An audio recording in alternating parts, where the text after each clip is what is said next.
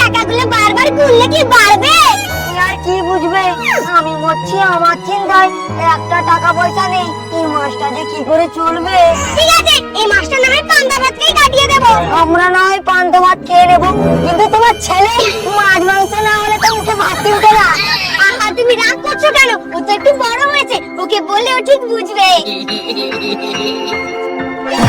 কি জামাই, অসময়ে এত বড় ব্যাগ নিয়ে কি ব্যাপার? অনেকদিন আসা হয়নি, তাই ভাবলাম একটু ঘুরে আসি। এই না না, মূল সময় চলে এসেছো, এই মাসটা কাটিয়ে আসো, কারণ আমরা বাড়িতে থাকবো না। আমরা তীর্থস্থানে যাবো, বয়স তো অনেক হয়েছে, কখন বলতে কখন পটল তুলে বসে থাকবো, সেই জন্য আমরা ডিসিশন নিয়েছি আমরা তীর্থস্থানে যাবো। জামাই, তুমি মেয়েকে নিয়ে বাড়ি চলে যাও, এই মাসটা কাটিয়ে আসো। আপনারা বাইরে যাচ্ছেন, ওই সময় তো বাড়ি ভাড়া দিতে হবে, তাই আমি থাকবো ঠিক করলো। আপনারা যান, ভালো করে তীর্থস্থান ঘুরে আসুন। হ্যাঁ বাবা, তোমার জামাই কিন্তু ঠিক কথাই বলেছে, তোমরা বাইরে চলে যাবে, বাড়িটা তো ফাঁকা থাকবে, তাই আমরা ঠিক করলাম এখানেই থাকবো। এবারে কি হবে? কি আর হবে, এবার তীর্থস্থানে যাও। আরে জামাই বাবু এসেছে, আজকে মুরগির মাংস হবে, বাবা টাকা দাও, নিয়ে আসি। জামাই কি বলেছে খাবে? তোর শুধু খাই খাই, তোরা তো খাই খাই দিতে রে। জামাই বাবু, তুমি কি মুরগির মাংস খাবে না? না না সালা বাবু, আমি মুরগির মাংস খাবো না। দেখলি, আমি বলেছিলাম জামাই খাবে না, তোর মতো নাকি বাবার কন্ডিশন না বুঝে শুধু বায়না করবে। জামাই জানে শ্বশুরের অবস্থা। ঠিকই বলেছেন শ্বশুর মশাই, আমি মুরগির মাংস খাবো না, খাসির মাংস খাবো। জেনে পৃথিবীটা কিরকম ঘুরছে। শ্বশুর মশাই, পৃথিবী এমনিতেই ঘুরে, আমার মাথা ঘুরছে। তুমি কি জানো না নাকি, বাবাকে যখন টাকার কথা বলি বাবার সব দেয় না, মিথ্যা বাবা কথা কাট যত সব। এই সারা জামাইয়ের জন্য আমার একদিন হার্ট অ্যাটাক হয়ে যাবে।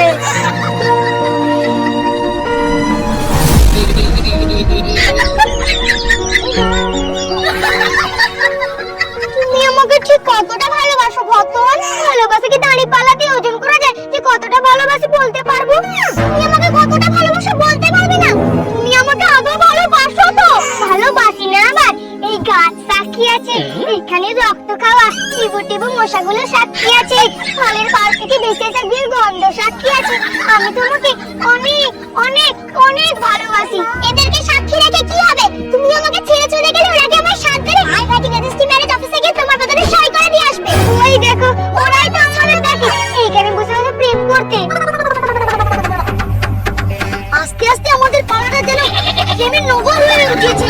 এইসব দেখে মনে হয় আমিও প্রেম করি, কিন্তু এই কপালে তো মেয়েই জোটে না।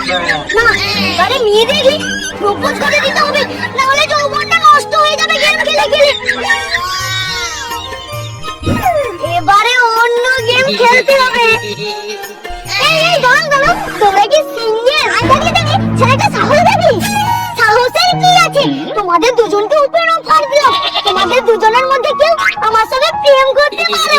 কেন রে, এলাকায় কি ছেলে অভাব পড়েছে নাকি শুধু আমাদের মেটাল লিগারকে ভালোবাসতে হবে? গাছে উঠে ঝুলবি যা, লম্বা হলে আমাদের সাথে প্রেম করতে আসিস। লম্বা মেয়েটা দিয়ে কি আর প্রেম হয়? প্রেম তো হয় মনে মনে। আমি আমার মনের দরজা খুলে রেখেছি, চাইলে তোমরা আমার মনের ভিতরে ঢুকতে পারো। চিনিস আমার দাদাকে? তোমার দাদাকে চিনি আমার কি হবে? তোমার দাদা এই পাড়ার দোল নাকি? পাপা, ফোনে বের করে একটা ছবি তোল তো। কেন, ছবিটা কি তোমার ভিতরে টাঙিয়ে রাখবে? না, মালা টাঙানোর ব্যবস্থা করবো। ওরে বাবা, কি সাংঘাতিক, অনেক ভালো গেম, তোর জন্য গেম।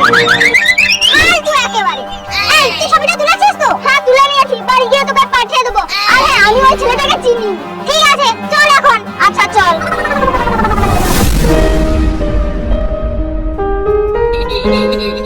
জামাই একটা চা খাবে? জিজ্ঞাসা করার কি আছে শাশুড়ি মা, আমি প্রিয় জিনিস সব খাই। মা, তোমার জামাই কফি খেতে খুব ভালোবাসে, তুমি একটু কফি করো না। আর আবার মহেন্দ্র ধরো জামা থেকে গেঞ্জি পরো। তোর বাবা যা অবস্থা, চিনি ছাড়াই চা খেতে হবে, তুমি আবার কফি খাবে। বলো, আমাকে নিয়ে কি কথা হচ্ছে? তুমি নোবেল পাবে তাই সবাইকে বলছি। সে কি, নোবেল পাওয়ার মতো কিছু করিনি, তাহলে তোমাকে নিয়ে আলোচনা হবে কেন? আলোচনা করার মজাটা কিছুই করো। আসেন আসেন শ্বশুর মশাই, আপনার জন্য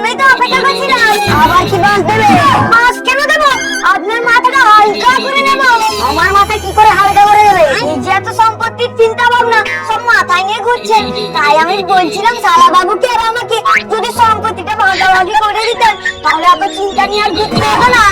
ওরে কুকু, পৃথিবীটা আবার ঘুরছে। তোমার বলতে হবে বাবা, পৃথিবী আগে থেকেই ঘুরে, তোমার মাথাটা ঘুরছে। আর থেকে মাথা পড়ে যাবার আগে তার থেকে ভালো শুয়ে পড়ি। আরে আরে শ্বশুর মশাই, সম্পত্তিটা ভাগ হবে না। যা চলে গেল। আমরা তো আর আজকে বাড়ি চলে যাচ্ছি না, বাড়ি যাওয়ার আগে আরেকবার বলে দেখো। এই ভালো, বাতাস করো।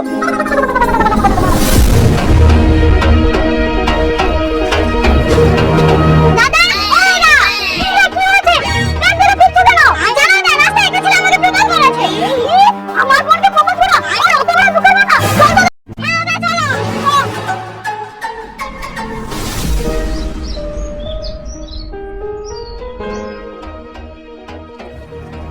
রে, তোর মুখটা এরকম ভার হয়েছে কেন? সবকিছু ঠিক আছে তো? রাস্তায় কিছু হয়নি তো? কি আর বলবো মা, জানো রাস্তায় একটা ছেলে আমাকে প্রপোজ করেছে। আর কিছু করেনি তো? আজ করেনি, কাল করবে না তার কোনো গ্যারান্টি আছে? ওকে চিনতে পারবি? হ্যাঁ চিনতে পারবো, ওই পাড়ার মাকসুদ কাকুর ছেলে। হ্যাঁ চল দেখি। ঠিক আছে চলো। কে আমার মেয়েকে প্রপোজ করেছিস? সাহস থাকলে বেরিয়ে আয়, এই ডাং দিয়ে মাথা ফাটিয়ে দেব। কি হয়েছে, কার মাথা ফাটাবে? মা, এই ছেলেটা আমাকে প্রপোজ করেছিল।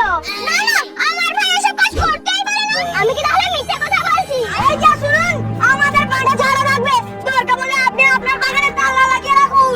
একে আমি জামাই নিয়ে মরছি, তার উপরে তুই এরকম করছিস। আমি তো প্রেমের কথা বলেছিলাম, সরাসরি সম্বন্ধ নিয়ে চলে এলো। দেখেছো ছেলের সাজ দেখেছো? এই কচি বয়সে নাকি প্রেম করবে। কই, কে বলেছে তোর সাথে প্রেম করবে? আমি তো প্রেম করে কথা বলছি। তুমি তুমি তাহলে আমাদের মাঝে যে পাঁচিলটা ছিল সে কি পটল তুলেছে? সে না হয় পটল তুলেছে, তুমি আর কোনো বিয়ে করনি তো? কি করে বিয়ে করব বলো? কাউকে বিয়ে করলে তো মন দিতে হয়। তোমাকে আমি সেই ছোটবেলা থেকে মন দিয়ে রেখেছি। মেয়ের মীমাংসা করতে এসে এই কি দেখছি, মায়ের সমাধান হয়ে গেছে। মা, ও মা, ও মা, দাদা, ও দাদা, দেখ বোন, তুই যথেষ্ট বড় হয়েছিস, নিজেদের সমস্যা নিজেরাই মিটে নে, আমাদেরকে একটু একা ছেড়ে দে। মানে আমরা একটু আসছি, তোদের সমস্যা মিটে গেলে তোরা চলে যাস, আমার ফিরতে দেরি হবে। চলো বেবি। হ্যাঁ চলো।